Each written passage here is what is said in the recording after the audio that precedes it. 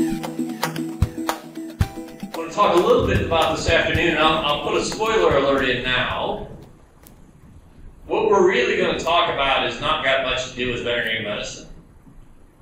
It is that I tell students, right, so I get to work with these young, impressionable minds, which those of you who know me will all be very concerned on that subject, that I talk to them about how are they going to be good veterinarians and how are they going to work with producers. And my key message on those always is that if you're really a good pig, cow, goat, dairy, sheep farmer, you don't need much of a veterinarian. And maybe that's how I've been successful. I've had really good producers, so I haven't had to do much. But I think the take-home and what we're really going to talk about this afternoon is how do we do what we know is really good stockmanship and use that stockmanship to really drive a robust animal that's much less susceptible to disease. And that's the whole punchline, and there's no magic tricks going to come out this afternoon, but it's about thinking about disease from the critter standpoint instead of the bug standpoint. So let's start down that path. And this is really one of my favorite quotes, because if you go to your doctor, or you talk to a lot of veterinarians, right, what do we talk about first as medical people? Well, we talk about, oh, they have PRRS. Whoa. What does that mean? Well, there's a lot of healthy critters that got PRRS. Well, there's a lot of unhealthy critters that got PRRS. The presence of the bug isn't the disease. It's the animal's response to the bug that causes disease. And so as we think about that, I have to think about how do I treat, if I'm a physician, how do I treat the whole person, i.e. how do I work on diet and lifestyle and exercise? By the way, all those things I don't do. The only thing I took serious out of all it is that a glass of red wine a day is good for your heart. So I took that serious. I thought that was really important. I didn't do any of the hard stuff like working out. That's just not, I thought, whoa, that can't be that good. But we do the same thing as pig farmers, right? We pick off what's easy. And so as we think about fixing the pig system, we really got to think about the whole thing in total and not just one bug or one part of it. But how do we think about how the whole chain hooks together, and how do I work on improving the whole chain, not just little pieces? So how do we do that? We're going to start here, and I want to talk a little bit about how we might think about managing respiratory disease, or PRDC. So I've had the good fortune, I spent a bit of time in large feed yards out west. So these would be, somewhere between 20 and 100,000 head yards. Most of our clients in that group would have multiple yards in a day, so they look very much like large integrated pig farms. We got senior managers and people running business units. And you're like, well, what do you do with that, Lowe? Why do you work in that? Well, guess what the game of cattle feeding is? It's smashing up corn to feed to something to create protein, which kind of sounds like the pig game, if you ask me. So the game isn't the same. But we tend to think of the veterinary medicine as very different. So I showed up in a feed yard the first time, and I walked out there. This is 7 or 8 years ago, and I'd done a lot of cattle work early in my career. And I show up there, and I looked at, because I'm a pig veterinarian, and what we name diseases. So I walked up there, and I said, Dr. Wade, what's wrong with that calf? Does he have BRD? And he said, yes. I said, does he have BDD? And he said, yes. I said, well, what does he have? He said, yes. He has all of those things, probably, but who cares? The problem is he has respiratory disease, not that he has the bug. And so if we think about respiratory disease management, right, when we start, we normally think about which bug he has, right? But the production of that disease isn't really the bug. It's really a function of, is there a bug there? How did the immune system respond, i.e. how well did it damp it down? And then the disease we see is a function of what happened to the tissue. So in this case, what happened to the lung? Did the lung respond or not? I'm going to give you an example to help you understand, for all of you. You may not have heard of this, but you remember the 1918 flu pandemic. So there was a bacteria isolated in that very early, because all they could grow at the time was bacteria, they couldn't grow viruses, called Haemophilus influenzae. And those of you that are old pig people remember the word Haemophilus pneumonia, right? We now call APP. Well, guess what? These two bugs are pretty similarly related to each other. They're both Haemophilus bugs. They both produce a toxin. Guess what? When people get H. influenza, guess what happens? They're dead. Just like APP. Guess what percentage of you, however, in this room are carrying H. influenzae? Something over half, a fairly high percentage of you. All of us are. Are you all dead? No, I don't think so. I haven't seen anybody. You might be bored, but you're not dead. Those can be, at least with students, those can be similar sometimes. So just because the bug is there, it's not a big deal. The problem with H. influenzae is when the immune system doesn't tamp it down because influenza was there,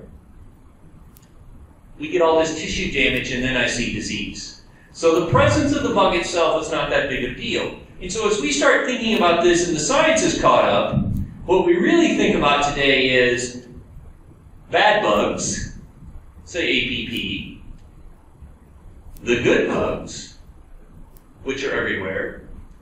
And to give you a simple idea of what that is, there are more bugs, more bacteria, more bacterial cells on you and in you than there are of you, by a factor of about 10. So you have more bacteria on your skin and in your intestine, in your respiratory tract, and in your genital tract, so in your bladder, that you have that make up your entire body. And those microflora, the good bugs, are actually really important to the balance of the rest of the whole body. They actually keep the normal immune system in check. And so now we're saying, because we can measure the good bugs, the normal bugs, we're actually thinking more about the bug component being a dysfunction or a dysbiosis of this more than the presence of this. And we have to think about what's going on with the immune system, and we talk about the systemic immune system or antibodies, what we can measure antibody-wise. We talk about that all the time. We think, is that important? Actually, the local immune system, what occurs on your mucosa, i.e. in your intestine, in your lung, and your upper respiratory tract every day is probably the most important. So we can think about measuring that. And then we can talk about what happens with these tissue changes locally and what happens with these tissue changes systemically. Now, if the local immune system gets messed up and it doesn't do its job, then the systemic immune system has to kick in. Guess what stress does? Right? Your mom always told you when you were a little kid, don't go outside without a hat, right? Because if you get cold in the rain on a day like today, you're going to catch a cold. That's because you're stressed, you're losing heat. That losing heat actually means that your local immune system and your nose and your upper respiratory tract doesn't work quite as well. And when it doesn't work quite as well, the stuff that's there starts to overgrow, and bugs that are just normally there all of a sudden become pathogens. So how we interact becomes a big deal, and the big difference is that we kind of always known this stuff, but now we can measure this stuff. And so from a science standpoint, that's what's quite interesting, is how do we measure these things? And from our standpoint as producers, how do we measure, how does management influence these things? And how does that drive health or robustness on a larger scale? So, I started this thing by saying if you have disease problems, you've got a pig farm problem. And disease, folks, by definition, is when the amount of the bug, the load, overwhelms the amount of the immunity of the host. That is the definition of disease, and you can think of it as a giant teeter-totter. As long as there's enough immunity relative to the amount of bugs, clinical disease is not happening. When the immunity wanes or the bug load gets higher, disease can result. So what causes that? Well, right, all these things over here to the left, which we call raising pigs, become the drivers of that function. So when I mess up ventilation, when I mix too many pigs, or when I get my handling wrong, or when my caregivers are stressing pigs every day because of the way they enter the pen, those things have a big driver in health because they either change the load, i.e. mixing, or they decrease immunity because of stress that results in load overwhelming immunity. Then I get disease. So when we think about fixing disease problems systematically, we really have to think about how do I actually raise these critters so that they're in the least stress-free environment possible, so that I don't let the bugs that are there overwhelm the immunity that's present. So, I want to talk a little bit about how we do this. This is a bit of a what we call a 5-step process. This comes straight out of Lean Six Sigma manufacturing. If you're not familiar with those particular terms, right after World War II, the American engineers were pretty clever and they were figuring out how to rebuild plants and had all these new crazy ideas. And our friends at General Motors, Ford, and Chrysler thought that they were much smarter than the engineers and they had the world by the tail and they weren't going to do anything. So they took these ideas to Japan. The Americans took these ideas to occupy Japan and gave it to a little company like, say, Toyota. And said, hey, is there a better way to, we think there's a better way to make cars. And Toyota was really struggling trying to get on their feet. They were decimated after the war. And so they implemented processes that have to do with Six Sigma, which we're not going to talk about, which are variance control processes, i.e. SPC charts, which you may or may not have seen. But the thing they implemented that was maybe more important, which was called lean manufacturing. And lean manufacturing is all about how do I remove waste from the production process. And if I remove waste, over time I end up with a process that's more consistent, repeatable, and has higher quality. So it's lower cost and higher quality, and that's why you approach a lean or a blended Lean Six Sigma program. So we've adapted that for medicine, believe it or not. And so this is very common in human medicine today. You'll see some articles in the public press about this, where they are trying to transform and improve the quality of healthcare using Lean Six Sigma approaches. Well, we've taken this and said, hey, can we use this for pig farming? And can we do it for disease control within pig farming? So I want to walk you through a little bit about how do we think about altering our systems systematically, not just randomly like, oh, let's go do this, or let's go build this, or let's go buy an extra truck. But how do we modify the system systematically to try to drive process improvement, i.e. make the animals more robust, or make the system, in this case, more robust to disease challenge? So there's 5 steps there. One is we have to decide where we're heading. We have to decide what the goal is. If we cannot agree to what we're going to try to do, then it's really hard to know if we got there. My friend Dr. Firkins defines this as, and everything he does, how do I know that I won? Or how do they know they won? And that's really a critical process. And if I look at all the health programs that I've gotten involved with over the years, and there's too many and too many diseases to think about. But I'll go all the way back to pseudorabies. We struggled in one pocket in Illinois where I first practiced in the late 90s getting rid of pseudorabies. We could not get it punched out. And I didn't know why we couldn't get it punched out at the time, but when you finally got to the end of the day, the problem was we did not have agreement about what the goal was. The producer's goal was to just survive and make money. These were successful producers. And they said, as long as we vaccinated, this disease doesn't cost us any money, we really don't care. Yet the regulator said, guess what? We're going to get rid of this. But they never got the producers to agree that getting rid of it was the right decision. We didn't have the same goal, so we messed around for 5 years before we finally got it cleaned up. In the most expensive way we could get it done, right? We had indemnity and we're buying out herbs and blah, blah, blah, blah, blah. We came up with the most expensive solution because when we started, nobody got around the table and agreed this is how we were going to get it done and how do we make it happen. Everybody spent a fortune because we didn't agree on the goal. And if I look back at that now, that was a colossal failure, and I can give you 30 more examples of where we started a health control program in a system or in a farm. We didn't have everybody on the same page, and not having everybody on the same page resulted in a system that A, didn't work very well, and B, cost a lot more than what it should have. The second one is we have to know where we're starting. We'll talk about 2 seconds about that. The third step is we have to know what we can't do. And sometimes that's the most important thing to do, because as a veterinarian, I will throw us all under the bus. We show up with grand ideas and say, yep, oh, if you just do this and this and this, it'll be fantastic. And never mind, you can't do this, this, or that. Like, it just ain't going to happen. Right? When I was first in practice, I worked for a guy who had Hereford cows. First year I'm there, I go put the uterus back in this heifer. Second year I'm there, I put the uterus back in the same cow. Guess what, the third year? I put the uterus back in the same cow. And I told him every year we should cull that cow. But I should have been smart enough to not spend my time, because I dang well knew when I put it in the second time, she wasn't going to town on the third one. Because there was a constraint that mentally it could just not happen. And so we have to understand that and say, what can we not do? And sometimes those are physical, sometimes those things are financial, but often they're mental, and it's the white elephant we're not willing to cross. And if that's the case, then we have to all agree to that up front and again, so we don't waste money. Finally, when we get through those three steps, we think about solutions and how are we going to do that. This is where vets tend to spend most of their time. We're really good at this, but we don't think about the first three. And then finally, how are we going to monitor to know, are we winning? And so if we're not winning, how do we correct this? We can use this process for health. We can use this process for improving production. We can use this process for making cars. I'm going to tell you it's generic. There's 1,000 books written on how you do this.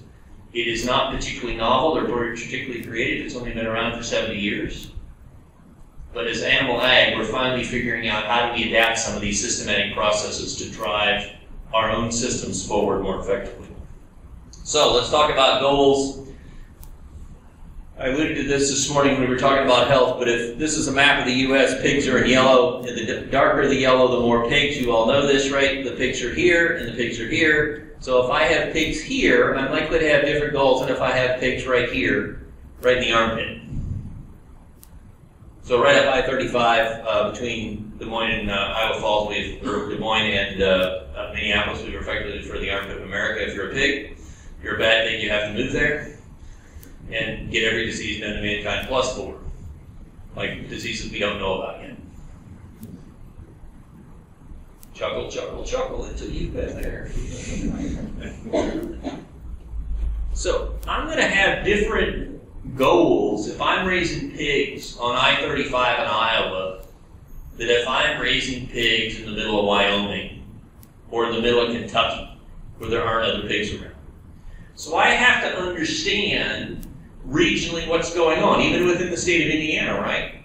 I'm going to have a different approach maybe in northern Indiana than I am in southern Indiana, just because of local geographic pressure. And so you have to accept those things and say, my goal is going to be shaped by what's possible, not always by what is theoretically correct. So if you have pigs in Hardin County, Iowa, and you think you're going to run them PRRS and mycoplasma negative, I want the dope you're smoking. Because it ain't going to last very long. You're going to waste a ton of money. But if I've got pigs in the middle of Wyoming, and you think you're going to run a PRRS, APP, and mycoplasma positive, I want that dope too. Because you're now fighting corn bases, you're fighting everything else, and so there your economic advantage has to be health, not necessarily the availability of other ingredients in packing. So you've got to understand those goals in context of what your key competitive advantages are from a business. You've also got to understand what those goals are about what you can do from an operational strategy within your farm. I do a fair amount of work overseas anymore. They all talk to me, oh, Dr. Lowe, we've got to get to PRRS negative. And I said, great, what's the Vorstead like? And they go, well, it's over here. Well, what do you do for PRRS? Well, nothing. We just put the PRRS positive horse in there and it's great. Like, but we're going to take the sow farm PRRS negative. And you're like, no, dudes. Like, we crossed that bridge 20 years ago. Like, if we can't fix semen, then there is no point in talking about fixing the sow farm. So you have to understand what are the other things that happen. How much maintenance do I have to share? You work in a big system, maintenance is a big problem. Because we're going to optimize maintenance costs, and so I've got one maintenance guy going to 10 farms, and if I'm really cheap, I want to save tools, and so now I'm moving tools between facilities. It is pretty hard to get a turd out of a power saw. That's the reality. But if I'm not willing to separate the $50 or $150 power saw between farms, then I don't need to have a conversation about making this farm status different than that farm or trying to clean up those farms independently. I've got to understand what happens. I've got to understand what goes on with trucking. How am I going to share trucks? Am I going to share trucks? Am I not? Am I going to wash those trucks? What kind of things are going to happen? Do I have a trailer maker? Blah, blah, blah. Those kind of constraints are going to help me decide what my goal is. The other thing is you have to understand where you're at in the pyramid. So I can't fix this farm if I'm not willing to fix this farm, and I know that makes sense to all of you. I will tell you that's a critical fail a lot of the time. I don't understand what's happening, and I forget that disease moves with the pigs. So I've got to understand what's happening. I've also got to understand that if I've got a continuous farrow farm and I'm retaining gilts, and I've got active PRRS in that girl finish population, it's probably not going to make my sow farm very shiny either. Stroke mycoplasma, stroke PED, stroke. What is going on in the gilt source has a big impact on what's going on in the breeding herd. And if I can't fix both of those in unison, I'm not likely to have a lot of success. Where we have had good success in improving health over time, we have always started at the top, and we've been able to fix that genetic source of material to get that cleaned up and moved down. We can fix these kind of systems. We've been successful in fixing these systems. We just got to figure out how we break this path so I quit moving the disease back into the sow farm, because I've got to stabilize that sow farm before I work downhill. Again, none of these things are right, wrong, or indifferent. What these things mean are how your system is built has to radically influence what goals I'm going to have and how I'm going to try to move the ball forward. The other thing I think we fail to do a lot of times is we fail to think about the economics. We fail to think about what the cost is. This is some data from 300 groups or 200 and some odd groups that we pulled together. So we had pigs that were no negative in finishing, no negative in placement, went positive or did not go positive at some point in finishing, and we measured the performance differences on those pigs. At the end of the day, there's about a $3 bill for those pigs that go positive during finishing. Guess why this project was done? Because the system owner said to us, this stuff doesn't cost us any money, we're not going to worry about that. We got all these negative sows, we're not going to worry about trying to do anything in finishing. And so they literally made no attempt to try to control PRRS in finishing. When we showed them a $3 bill on their head, they said, oh, maybe we got to think about that. And so how we measure also determines what our goals are, because if we don't know, it's hard to figure that out. So how do we know where we're at today? How do we measure those things? This is a great quote from Charlie Munger. Charlie is Warren Buffett's business partner and is the attorney who actually has helped Warren think through a lot of strategy. And Charlie says, right, if I always think I've only got one tool, and I think I'm in one spot, then I always pick up the same hammer and I always try to pound it. The problem is, if it's a screw, that hammer may not work really well, and if it's a bolt, it really doesn't work at all. So I've got to understand where I am at if I'm going to be effective at trying to move the ball forward. So how do we do that? When we think about PRRS, the ASV, the American Association of Swine Veterinarians, and the PRRS Task Force, 2009-ish now, so more years than I like to think, put together a herd categorization based on pseudorabes. So those of you who are old enough to remember pseudorabes, we had stage 1 through 4 herds. We modified that a bit for PRRS. But stage 1 herds are those herds that are active. We like to think about those herds being on fire. Stage 3 and 4 herds are those herds which are negative or provisionally negative. They basically do not have any virus on the farm. We like to think about them as a pile of kindling, right? They can catch on fire and get in trouble. Then we split 2 in this program, and stage 2 herds are those herds which you think are negative. You tell me they're positive, stable, ... But they're leaking positive pigs all the time. And 2B herds are truly those herds that are antibody positive, virus negative, so they've got immune sows without pigs coming out positive coming out of the sow. Understanding where you're at today, and we'll talk about monitoring at the end, is absolutely a critical step of where you're at. Because if you think you're here to be and you're really here, that's a problem, because I need to think about managing those herds differently. So I really got to know that. So, here's the reality. I try to dumb down testing because I need to have things that are simple enough for my little pea brain to remember. If you have positive pigs in the nursery, folks, you have got a sow farm problem. Like 95% of the time. It is not likely that the virus is leaking around in the nursery. It is more likely that you've got infected pigs being weaned and they're showing up positive sometime after weaning. We had the good fortune of working in systems where we had all in all out pigs by site. So we would wean pigs out, single sourced into wean to finish sites that would be all in all out by site, so we could monitor what was happening while monitoring the sow farms. I will tell you, herds that you think are stage 2, i.e. these positive stable farms, will leak virus if you test pigs post-weaning 2 to 3 times a year for a period of 1 to 6 weeks. that were never detected at weaning with testing 30. We were testing 30 pigs a week. We cannot detect it at weaning. Problem is, testing at weaning, 30 pigs at the time of weaning requires a 10% prevalence. If you go back and calculate what the real prevalence was based on what the epidemic happened in the finishing barn, in the nursery barn, the prevalence is between 1 to 2%. So that's 10 pigs out of 1,000 that would be infected. It's like finding a needle in the haystack. So you have to be careful when you're monitoring to say, I've got negative pigs, so they test 30 pigs once a month. That and $6 to get you a cup of coffee at Starbucks. I'm too cheap to drink Starbucks coffee, I always drink it at the truck stop.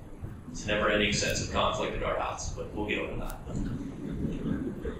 I'm a volume, not a quality guy. My better half is a very much a quality type of woman and not always on the volume, but we'll work through that over time. But you've got to think through, how do I really get my testing strategy to know where I'm at? Because knowing where you're starting correctly is really important. We would tell you, as long as we have single source or maybe mixing two sources together where your 225 herds were flowing together or something, we have almost stopped wean pig testing and we're only doing nursery testing now because we'll let the prevalence get up, right? So if pigs are infected and shedding, 3 days later, 10 more pigs are infected and shedding, and 3 days after that, 100 pigs are more infected and shedding. So we go from 10 to 100 to 1,000 pigs infected in a 2 to 3 week period. So we'll use that wean pig testing, or not wean pig testing, we use nursery pig testing as a way to sort that out at lower cost and probably more accuracy than giving us the false hope that we're just going to test at the time when we get over the hump. So that's kind of how we've taken testing and where current status is. That's the monitoring we would do in these positive stable farms to know, are we slipping? Do we have some virus leaking there or not? There is zero correlation in our experience between what's going on the sow farm and what's going on downstream. We would have farms that would consistently run in the upper 20s PSY-wise, always meet budget, be less than 3% fallout from preg check to farrowing, so no indications of abortions or anything else. The sow farms were perfectly normal, and yet we had pigs puking virus out downstream that would go positive. So there is a cost of those farms and understanding where you're at. So when we think about testing, this is what we would do the testing summary, and I won't focus on this, but if you think about it, these 2B herds or 2A herds would have pigs that are all ELISA positive, what would be negative at birth and positive at weaning. This is, again, test negative at birth, positive at weaning, probably meaning there's a few pigs infected at weaning, i.e. a utero transition. 2B would be they would all be PCR negative, but again, still antibody positive. That's only important to understand in that these herds are immune, these herds are not immune. And the data would suggest, looking at quite a few herds, we've been lucky to cooperate with some things. It doesn't really matter how they get immune, just getting them immune is what's important. And controlling that viral transmission, we'll talk about that in a minute. So what can't we do? We're going to talk about that for about 2 seconds. Often this gets down to a question of what do we got to tackle first before we tackle PRRS? Right? If you've got high turnover rates in the farm and you can't keep the farm staffed and everybody's angry, you don't have a manager, I got to go fix that stuff first, right? I still got to raise pigs. If I've got PRRS positive semen coming into the sow farm, I don't need to tackle PRRS if I can't get that under control. If I've got mycoplasma negative gilt showing up in a mycoplasma positive sow farm, I got to figure out how do I get those things acclimated before I go tackle that. I've got to think through everything else that's happening on the farm, and I've got to think very holistically, right? The good physician treats the entire patient, not just the disease. How do I think through that? How do I think about the entire system on what's happening? These are the risk factors we've identified over time, right? So what equipment's coming in and out? What are we doing with needles? What things transmit blood? Most diseases, folks, move on, and you can remember this. Blood, poop, and snot. Vet students want to call it mucus, and I'm like, no, it's boogers. Because you won't remember mucus, but boogers you'll remember. But those are the things that are contaminated, and blood is almost always the most risky for blood-borne things like PRRS. Poop's the most risky for fecal-borne things like PED, and nasal secretions, or boogers, are the most risky things for things like influenza. So I don't try to separate out what disease is going on where, because then we get crazy stuff like Seneca Valley virus and we don't have any idea how that stuff's shed. So when I think about what have I got to fix, I start thinking about how do I stop the movement of things that are contaminated with manure, blood, or nasal secretions. And how do I stop that movement? How do I get that cleaned up? Things like influenza virus, folks, can live in nasal secretions for days outside the host. They're actually relatively tough because the mucus, the protein in the mucus actually will stick to surfaces and be quite stable. So that's a really easy way to transmit influenza virus. If we go in and look at influenza and the amount of influenza on your hands in an influenza-positive farm, you would be shocked. We can get that virus off your hands at a very high rate just from handling pigs moving around. So thinking about how those things move around and how those things happen have a huge impact on how we're going to be and what things we've got to fix before we can get there. I'm going to go back to this for 1 second. If this is reality, the discussion may be,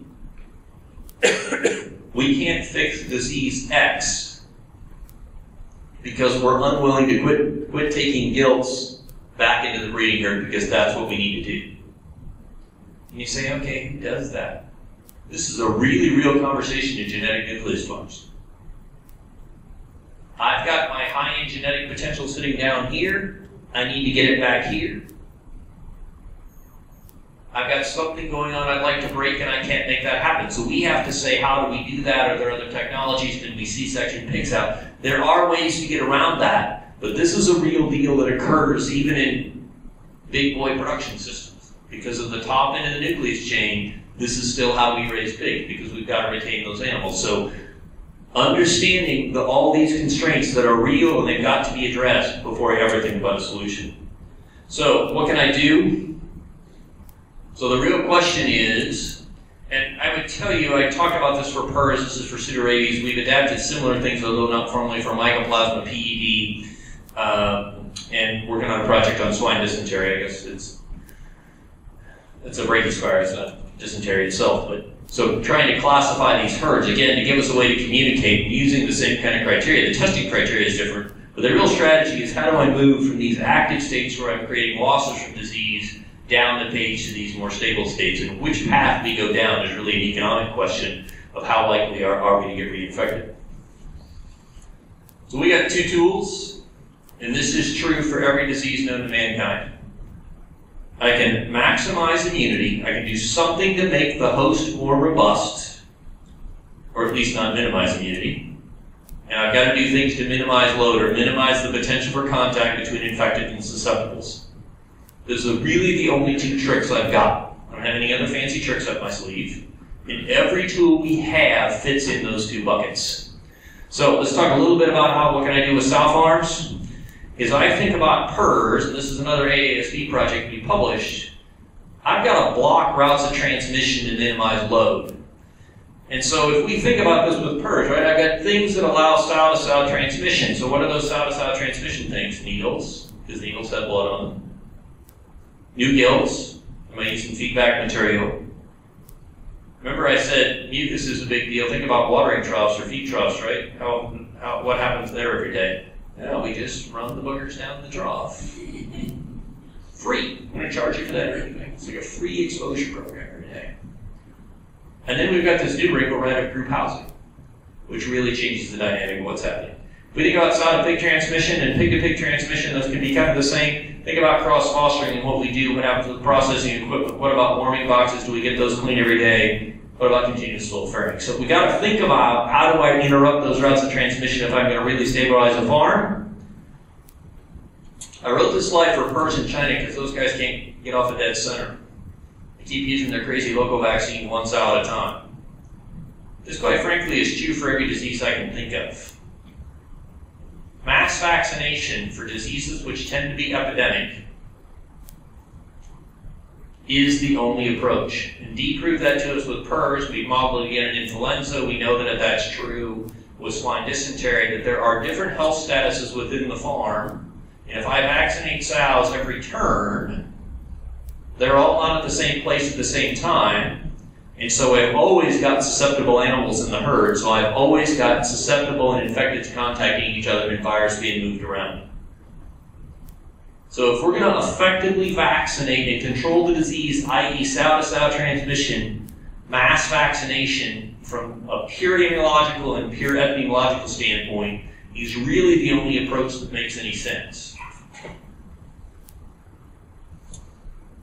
Because when I get infected and susceptibles together, eventually I get enough load that it goes from a little bit of a rumble to a forest fire. And so, you know, we tried that with pseudorabies, and I'll blame Ralph Vincent for this, right? He came up with the 660 program where we vaccinated 60 days for PRRS, but we did the same thing for pseudo. Vaccinated 6 days of gestation, or 6 days of lactation, and 60 days of pregnancy, and that was going to create enough immunity and life would be all good. And all we did was kind of knock down the clinical signs with pseudo and let virus transmit continuously, and with PRRS it was really a way to produce nice, consistent, low abortion rates. We've got to get the entire herd at the same place at the same time if we're gonna have any hope of moving virus around. And that's the same thing is true for influenza. We've modeled that very nicely, and unfortunately, that wasn't a planned experiment. That was a bad experiment that went wrong.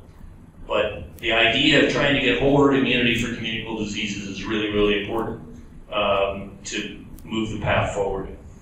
So what are we going to do about pigs? Again, we're talking about how do we lower load, right? Batch production. Batch, and I don't mean batch production in that I ferret once every 4 weeks at the sow farm. I mean that when we have a batch of pigs at weaning, they stay together until they're slaughtered. They don't, well, those pigs didn't grow so good, I'll just hold them back, and we'll hold these back, and wait a minute, those pigs are a little light at weaning, and we're going to get them rejected, and we're going to hold them back, and they become typhoid Marys. Once a batch is created, they all go. That's a critical part. One, we have no mixing, which is a big deal. But also, we just identify those pigs that are most likely to be little typhoid Marys early in the process and don't let them become that for over time. We've tagged some pigs in ferrying houses where we allowed them to hold pig 1 week. So the policy was you could hold pigs 1 week from the date that they were weaned. So if we're averaging 21-day wean ages, what's the oldest pig we should find in the ferrying house? 28 days, right? So maybe 29 or 30, right? Because you've got weaning 2 or 3 days a week, you're going to get some age variation there. How does 58 sound? Well, we just looked at it and we kind of lost track of it. So those kind of practices over time have demonstrated a fairly consistent ability to create typhoid Marys and roll those farms back. And you can imagine what that nursery performance looked like when I mixed a 50-day old, that's really hard to say, 60-day-old, 12-pound pig in with 17-day-old, 17-pound pigs. Their nursery performance wasn't very shiny, and the real problem wasn't that we didn't know how to raise nursery pigs, it was that we had this monkey mouse going on at the ferrying house, grazing that back, and that's, I've never seen a system that didn't happen when we allowed them to hold pigs. Like, we'll just hold him one more time, he'll be okay. We got to think about people, and there's lots of good stories about PRRS, but we know that in the ferrying house, we've discovered it's pretty critical role of PRRS and flu that we have to move youngest to oldest. So if you're in weaned pigs first thing on a Monday morning, that means a shower and a clothes change after we wean pigs before we go back into young pigs. Jeremy Pittman demonstrated that very nicely in some projects out east. We've replicated that on many, many systems in the Midwest now, where those oldest pigs are the typhoid Marys they're most likely to be shedding, and when we don't clean up, when we go back, we just drag whatever's in the weaned pigs back down to newborn pigs and perpetuate the infection. We obviously got to talk about trucks, and then this is a novel concept, but clean and dry for both ferrying rooms, for trucks, for hallways, for buildings. That dry is the most important part. And when we clean, clean means clean. In spite of what some guys tell me, I've never been able to disinfect a turd. And so when there are still poop turds left in the ferrying house, that probably means the ferrying house isn't clean. It probably means the finisher isn't clean. And so actually getting our organic matter out of there is much more important. Allowing that ability to dry is much more important than thinking about which disinfectant am I going to use today. Here's the Good Pig Farmer plug. 1, food, water, and a dry place to sleep. They need good access to water, they need good access to food, and they need a warm, dry place to sleep. I cannot think of a system that I went into that we have gotten that right every day, 365 days a year. And until you get that right, the rest of it is all dog and pony show.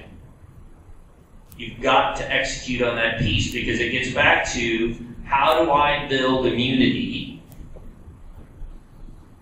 And building immunity is about, how do I get the innate immune system, or the first response immune system, to adapt, and that means that animal can't be stressed. So he needs access to feed. Remember, we selected these animals to grow at an exceptionally high rate. They have very high metabolic demand. If we don't feed them today, it's not like me. I skip a few meals. I can skip a whole month of meals and I'd be okay. They need to eat every 4 to 6 hours, because that is critical to their little get-on program. It's like feeding the baby guys, right? We don't let 2-year-olds not eat meals. They get grumpy, cranky, and they get sick. And that's what we're dealing with in these pigs. So access to little guys routinely is access to feed on those guys routinely is exceptionally important. They need access to water, and I cannot think of the number of barns I've been in that we don't have adequate water flow, we don't have adequate water quality, we don't have adequate water cleanliness in the feeder, or in the water bowls. And third, we've got to get the environments right, and I will not spend an hour on my soapbox about how we get ventilation messed up routinely. But those are the education, or the execution pieces we've got to get part. The last comment is about PRRS vaccine specifically, but this is actually true for everything. We need time between any vaccine and exposure for them to be effective. We've worked pretty hard on that with PRRS to say it's got to be at least 4 weeks. We know that rises fairly slowly. With Novacida rabies, that's about 12 days. The rest of it we don't know that well, but we know that more time is better. And so making sure that we get adequate time from exposure to vaccination becomes exceptionally important. And I will also put this plug in here. I've investigated numerous vaccine failures, and I'll put those in quotes, in my career. I'm going to give you a secret. This is a giant veterinary secret. You're going to cost a lot to figure this out. Number one, vaccines in the bottle do not work. When they are in the refrigerator and not in the pigs, they are not effective. Number two, OP vaccination is not an appropriate method. So OP, right? We think about IM vaccine, sub-Q vaccine, right? So IM is intramuscular, sub-Q is subcutaneous, right, underneath the skin. And OP is actually, in many systems, the most common form of vaccination, and that's called on pig. In the cattle world, we have a different kind of vaccination called IH, that's in here. Produces similar results. Apparently, topical application of the best vaccine in the world is not effective. We've done the research project. So when we really think about applying vaccines, there's a timing component, but I would argue the timing isn't that screwed up.